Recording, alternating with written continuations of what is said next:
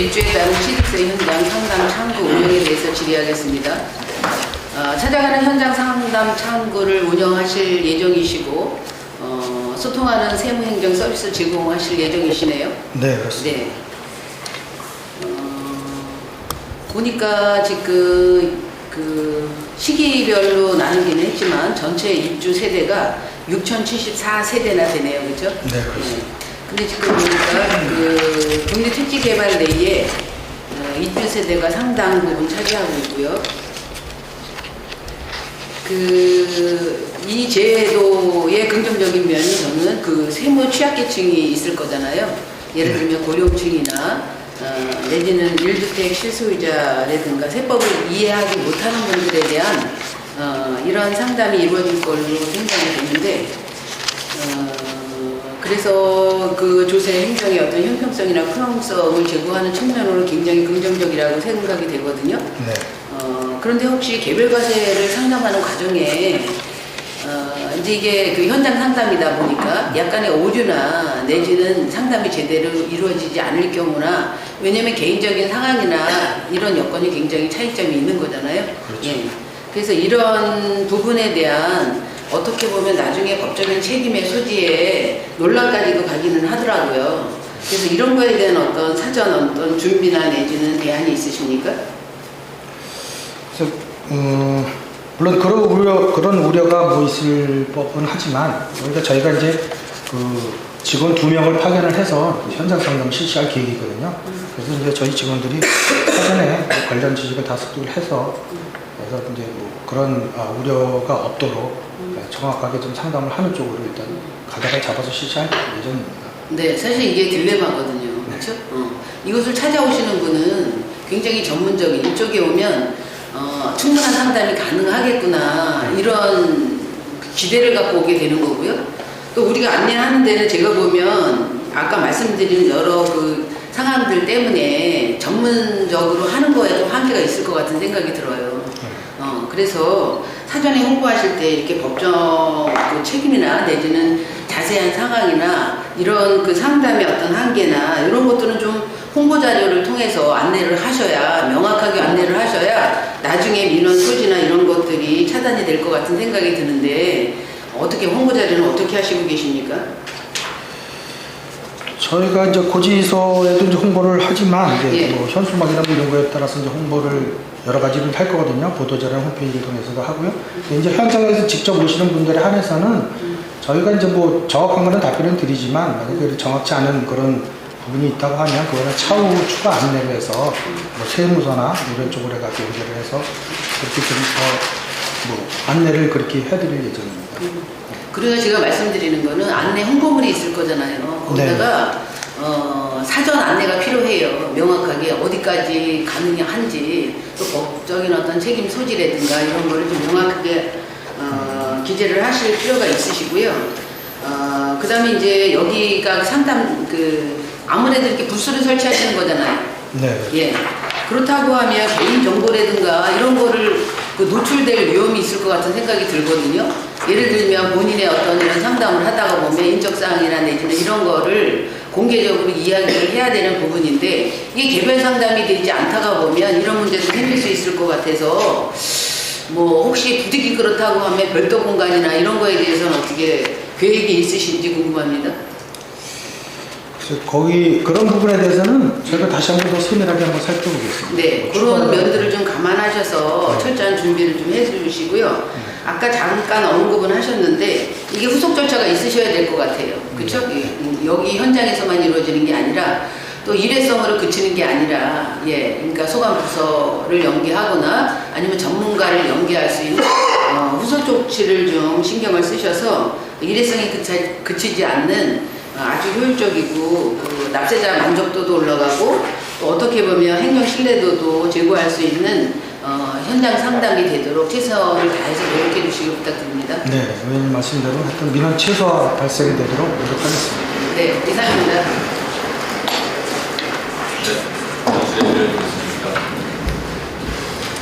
제가 좀 궁금한 게 있어서 좀 여쭤보겠습니다. 118쪽에 보시면은 한인스 징수 목표에 명시를 하셨는데 거기 뭐 25년도 지방소득세, 법인소득이 있고 특별징수 있고 주민세, 재산세 이렇게 좀 표시가 돼서 합이 3,494억 정도. 2025년도에 SK 하이닉스로부터 이제 징수한 세금 금액입니다. 여기 들어가 보면 법인소득세는 법인 지방소득세죠. 2,557억이고 특별징수가 한 658억인데 특별징수는 어떤 거죠? 특별징수는요, 직원들한테 직원들은 생산 경영업이나 성과상여금 있죠. 네. 그 부분에 대해서 말씀드립니다. 그 부분에 대한 또 세금이라는 거죠? 네.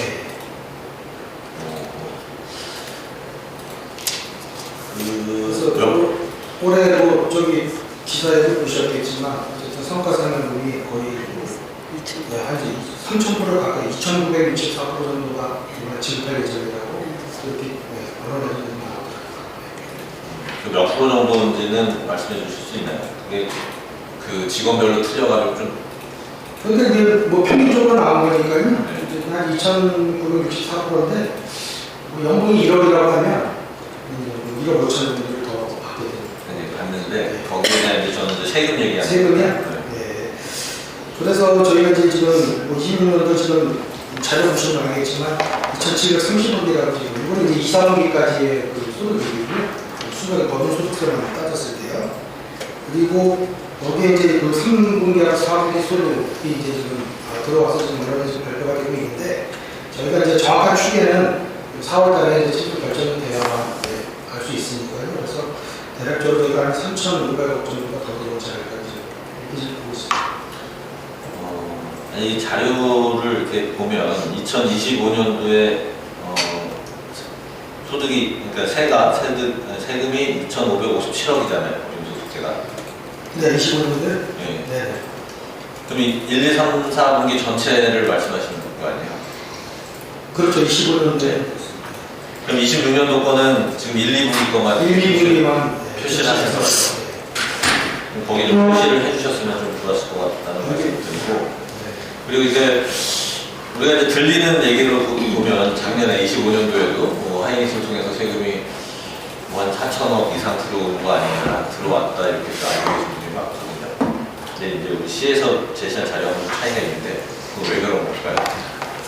이거는 이제 저희가 그 본예산 본예산 편성하기 전에 저희 8월 말 기준으로 해서 자료를 추천하는 2, 3분기 9월 8월 말 정도 제가 기준에서 자료를 뽑은 건데 그때까지 3분기, 4분기 실적이 나왔지 않은 상태여서 그래서 2분기까지 한 거고요.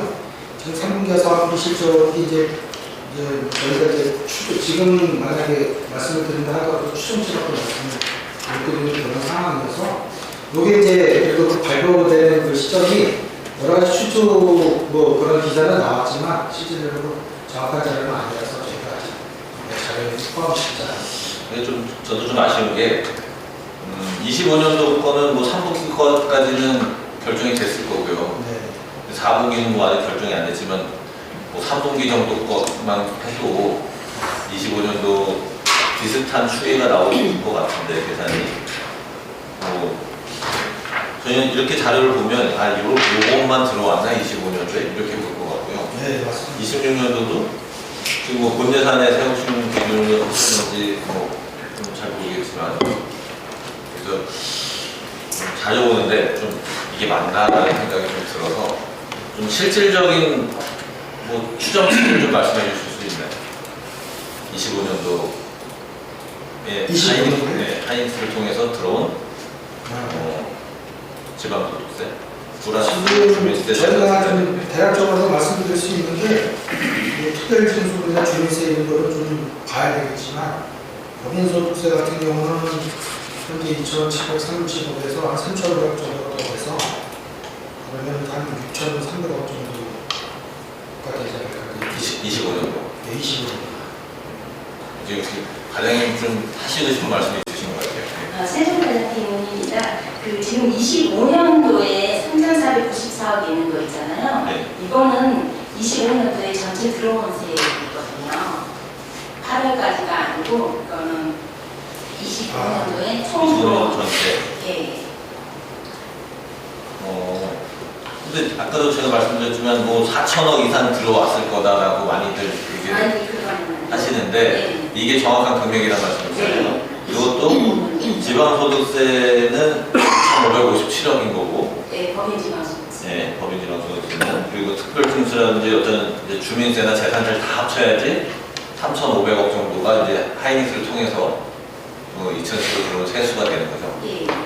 근데 이제 지역에 보시면은 대부분 하이닉스가 엄청난 수익을 내서 엄청난 세금을 내는다라고 생각들을 하셔서 이 부분을 좀 정확하게 하고 싶어서 이제 말씀을 드리는데 결국 2025년도에는 3,500억이 들어온 거예요. 그래서 네. 근데도 부천시 지방세금에서 97% 정도를 차지하고 있으니까 큰 비중을 차지하고 있습니다. 26년도 거는 이거는 어차피 추정치 네. 잖아요. 16년도 같은 경우는 이제 저희가 이 세임 예산을 잡을 때가 2분기까지 시접이 나온 상황이어서 저희가 이제 그걸 추정해서 이벤트를 3, 4분기 그 이후에 3, 4분기가 호수가 더 포함되어 있어가지고 이제 저희가 작은 것보다는 더 많이 들어올 것 같은데 정확하게 수익이 얼마나 들어올 건지는 다 이제 지역의 주민분들은 한 올해 세수가 6천억은 들어오지 않냐 하이닉스에서 막 이런 얘기도 있고 그런데 좀 차이가 있는 거죠. 근데 이제 저희가 좀 조심스러운 게 이제 세입 예산이 이게 워낙 단위가 크다 보니까 세입 예산을 해서 예산을 하시는 건 그 19년도 최고 호황기 있었을 때 그때보다는 좀 많이 들어오고 알겠습니다. 네. 그 체납액이 뭐 날이면 날마다 발전하네 계속 늘어나고 있고 지금 25년도 2월 체납액이 이제 728억이 되는데 정리를 이제 219억 정도로 했어요. 근데 26년도는 200억 정도로 정리율이 30%에서 27.8%로 낮췄는데 원래 목표는 좀 크게 잡아야 되지 않나요? 원래 작년도에 30%면 올해 한 32%나 35% 잡아야 되는 거 아닌가요? 어떻게 이유가 있습니까?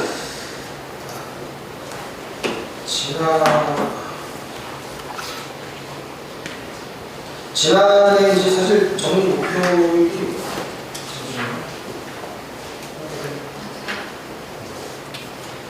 세월까지 올려주니까 제가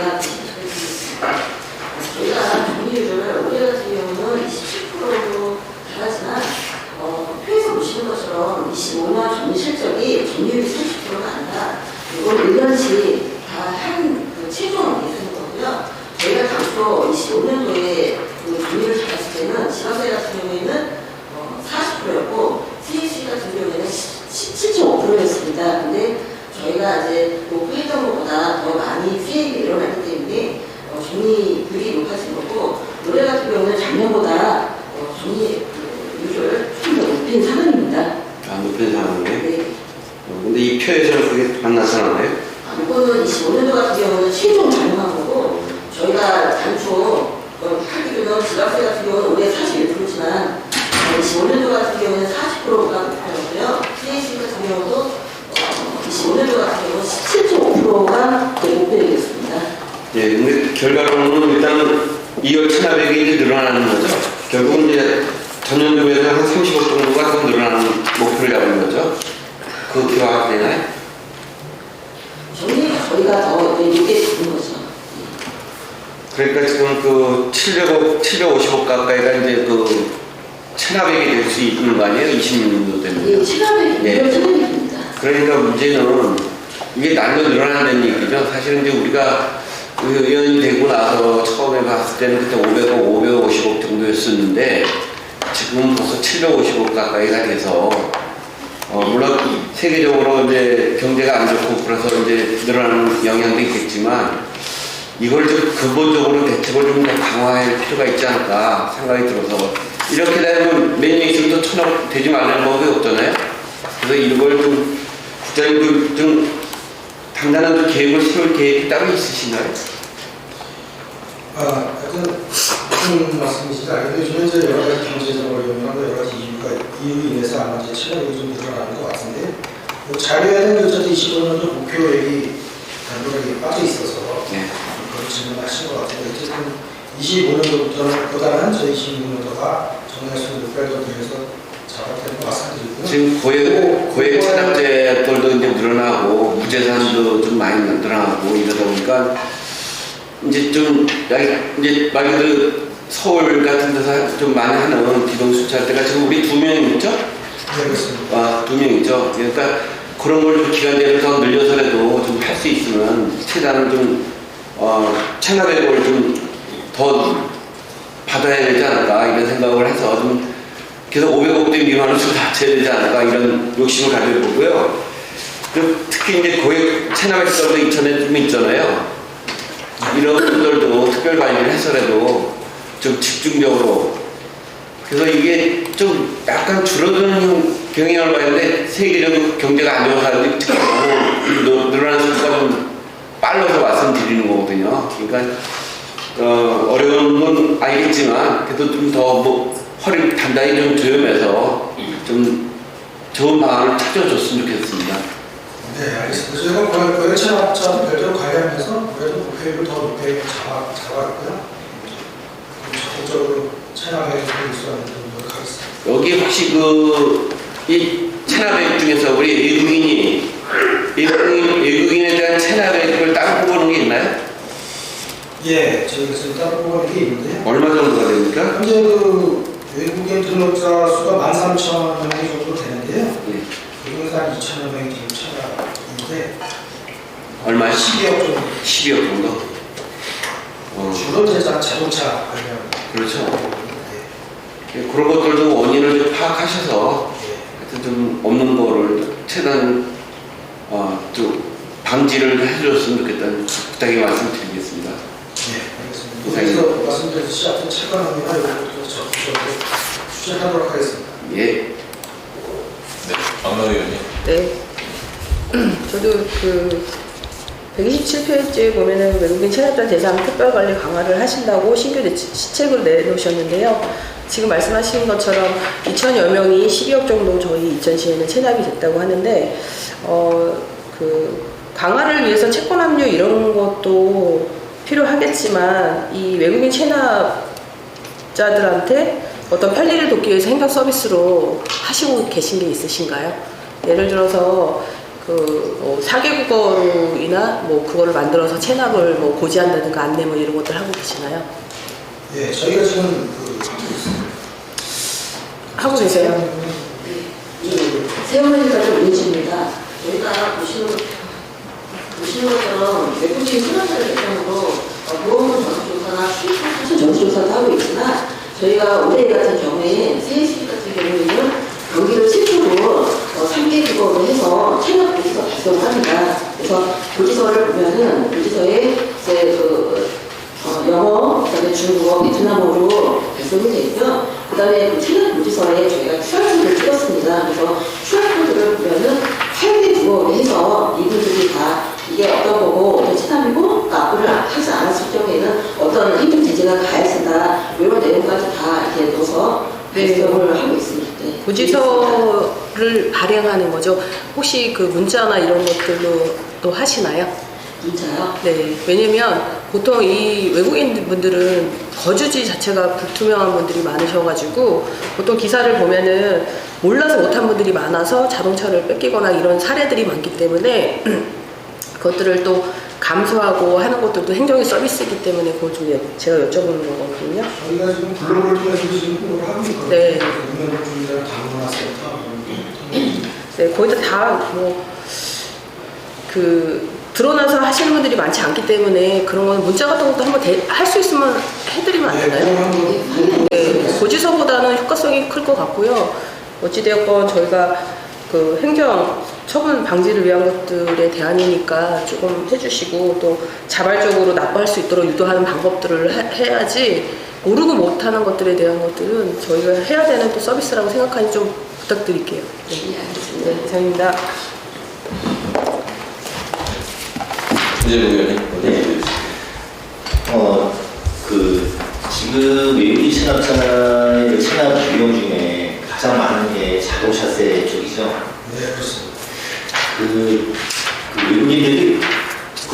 자동차를 사용을 하고 나중에 다시 자기 나라로 들어갈 때 그 자동차를 방치하고 가는 경우가 상당히 많다고 해요.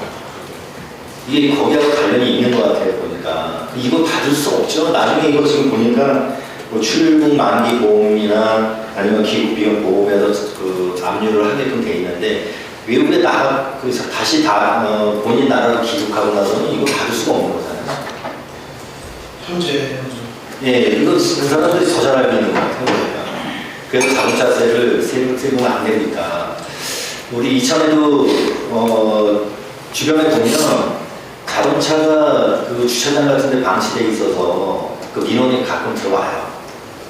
거기에 또 좀 위험 요소가 있고 또 거기에 그 아이들이 또 그 안에서 뭐 놀기도 하고 이러면서 좀 위험하다는 얘기들이 많이 들어오는데 확인해 보면 외국인 그 차가 있는 걸로 알고 있어요. 이게 그때 확인을 해보니 이게 이제 다시 귀국할 때 그냥 자동차를 버리고 간다는 거예요. 본인이 잘 타니까. 이게 자동차세 체납이 이게 그 회수할 수 있는 확률이 가장 낮은 걸로 알고 있는데 이거는 선제적으로 귀국하기 전에 미리 선제적으로 좀 받을 수 있는 방법들을 지금 우리 지자체에서는 할 수 없는 것 같고 좀 정부에 제안을 해볼 중앙에 제안을 해서라도 이거 받을 수 있는 방법을 좀 찾아봐야 될 것 같아요.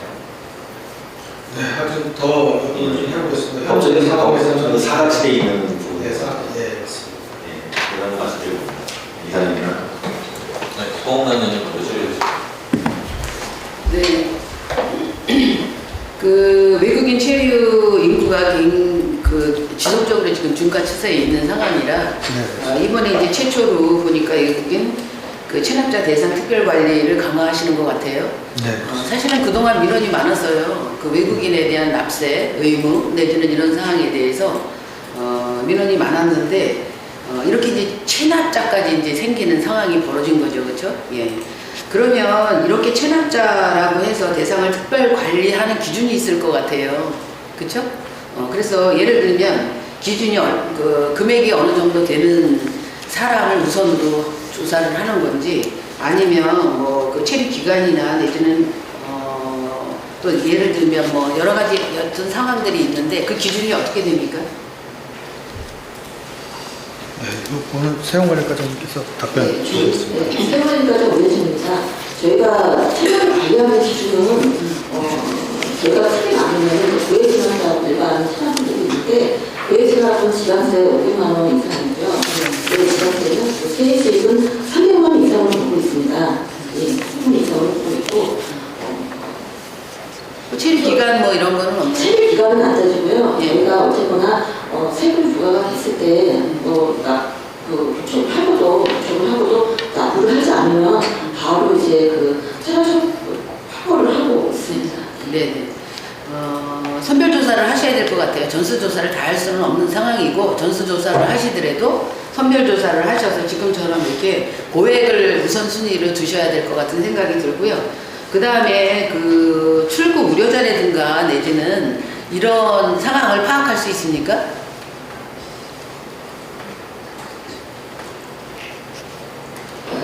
세월까지 논의중입니다. 아직까지 그거에 대해서는 파악을 저희가 못하고 있는데 저희가 한번 그거는 파악을 어떻게 하면 할 수 있는지 저희가 검토를 해서 하겠습니다. 네. 출국 우려자가 있을 것 같고요. 예를 들면 체류기간 만료 예정일이 오는 분들도 있을 거잖아요. 대상이 명확히.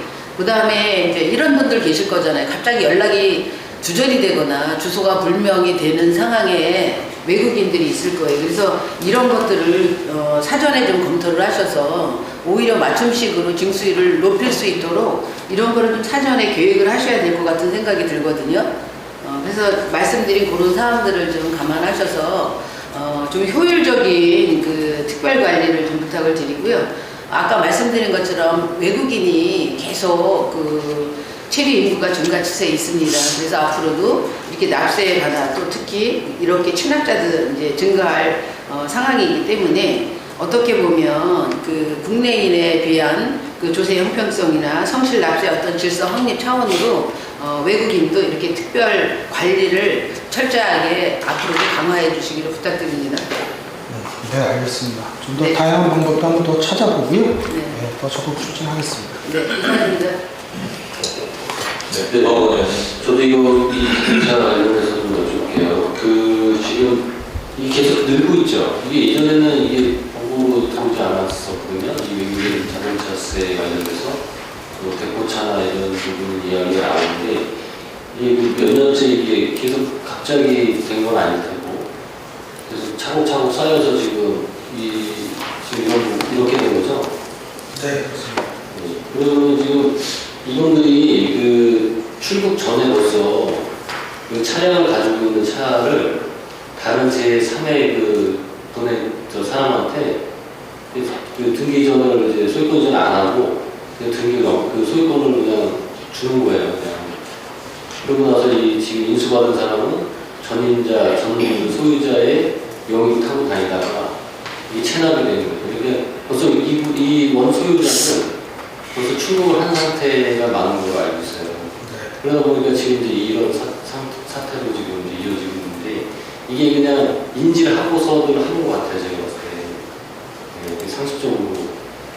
이 부분은 좀 고민을 많이 해야 하는 부분이고 그러다 보니까 뭐 저희가 후속 조치로 뭐 예금, 압류나 이런 부분도 한계가 있는 거고. 네. 이거는 특별히 대책이 필요하지 않을까 말씀을 드리고 있습니다. 그러니까 이게 그 소유 운전하는 분의 소유자가 이 체납을 하는 상황도 있겠지만 대부분이 벌써 소유권을 이전을 안 한 상태에서 차만 매각을 하고 벌써 출고하는 상황이 많은 거죠. 네, 이런 부분을 법에 뭐 한계가 있겠지만 담당 부서에서는 분명히 많이 해야 될 것 같아요. 네. 그리고 사실 보험도 그렇게 보면 보험도 지금 그러니까 그 전혀 지금 해당도 안 되는 게 거의 무보험 상태로 차를 운행하고 있는 거죠. 네. 이런 부분들도 사례를 말씀드린 거니까 참고를 해주셔서 대응의 대책을 강구해 주시기 바라겠습니다. 네, 알겠습니다.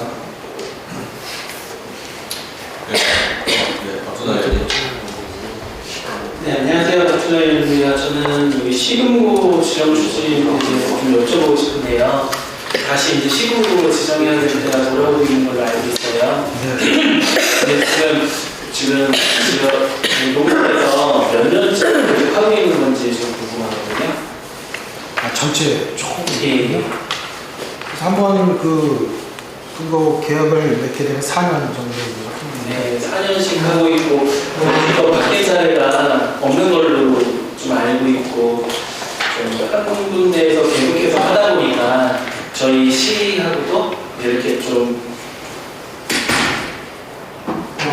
좋게 표현해서 이야기가 잘 돼가지고 이렇게 여러모로 협력하고 있는 걸로 알고 있는데, 저는 여기 식물을 지정하는 기준들이 저희 시에서 지방재정법인가요? 거기서 이미 정해놓은 대로 하는 거기 때문에 좀 바꿀 수 없다는 점이 조금 우려가 되거든요. 거의 시금구 사업 같은 경우에는 돈을 맡기고 그 돈에 대한 이자를 엄청나게 버는 일이고 또 우리 2010 예산이 1조 5천억을 넘어가면서 그에 따른 이자도 엄청난데요. 그거에 대한 이제 협력 사업비 또한 뭐 여기 지금 제가 정확하게 액수는 기억이 안 나는데 혹시 21억 정도 됐죠. 지난해. 네, 지난해 20억 정도 이 정도 규모라고 하면은 좀 저는 너무 적다고 생각이 들어요. 사실 그 언론에서도 이제 중앙 언론에서도 농협이나 이런데 부패하고 좀 반만한 경향에 대해서 지적한 부분도 있고 사실 지역 농협에서도 조합장님들이나 이사님들, 대의원님들 이런 분들 뭐 짧게 회의에도 회의비도 엄청나게 받아가시고 그에 따른 여러 가지 인건비도 많이 받는 걸로 듣고 있고요. 근데 그런 거를 저희가 이제 시의원들도 지적할 수 없는 상황이라면은 이 협력사업 금액을 뭐 최소 500억이나 600억 이렇게 좀 과반을 좀 올려야 되지 않나 그런 생각이 들어요. 어차피 독점이고 저희 정부에서도 반독점 부패에 대해서 뭐 이 실업 같은 경우에 너무 또 적다고 저는 생각이 들고 금고가 받는 혜택이나 이윤에 비해서는 너무 적다라고 생각이 드는데요. 농협에서도 그 외에 뭐 저희 브랜드 관리본부라든지 다른 축제 지원이라든지 여러모로 협력 사업 하는 건 알고 있는데 실제적으로 금액은 너무 적다라는 생각이 많이 들어요. 그래서 이 협력 사업비를 대폭적으로 늘릴 수 있는 방법을 조금 찾아봐야 되지 않을까. 시에서도 사실 저도 조금 이제 제가 다는 알지 못하니까요. 그 농협이나 이런 데에서 지금 이천시 지역을만 봐도 이제 새로 지점을 개설하는 은행들은 거의 없는 것 같아요. 국민 하나, 뭐 우리 이런 KB은행 이런 데는 전혀 지점을 늘리지도 못하고 늘릴 생각도 없는 것 때문에 농협축협 같은 경우에는 인삼농협 같은 경우에는 지점도 많이 더 늘리고 그거 가지고 또 약간 갈등도 있고 있다고 들었어요. 근데 그런 걸로 보면은 운영비보다도 이런 시군구 사업의 금액이 커지면 커질수록 그 지역농협이 갖는 이유는 많다고 생각해서 시군구 협력 사업에 대한 좀 대폭적인 좀 징수는 아닌데 징수가 아니라 받는 이 금액을 늘려야 된다고 생각을 하고요. 그런 것들도 이제 협력이 잘 되는 건 좋은데 저 어느 날 그 창조운동 농협 같은 데 가보니까 우리 이천시 조각 심포지엄 했던 작품들이 거기 가 있고 막 그런 경우가 있더라고요. 물론 이제 조각위원회에서 다 말씀하셔서 옮겨지긴 했겠, 많은 시민들이 볼 수 있게 옮기긴 했겠지만 여러모로 이렇게 협력하고 있는 과정에서 좀 협력사업비에 대해서 다시 좀 제고를 해는 게 저희 의회뿐만 아니라 시에서도 좀 해야 될 일이 아닌가 그런 생각이 들었거든요. 그래서 그 지금 결국 드리고 싶은 말씀은 시 예산이 1조 5천억 엄청나게 늘었으니 그거에 대한 이자 수익도 많을 거니까 협력사업비를 대폭 늘려보자라는 거를 한번 제안드리고 싶습니다. 네, 알겠습니다. 오늘 주신 제안 적극 검토하겠습니다.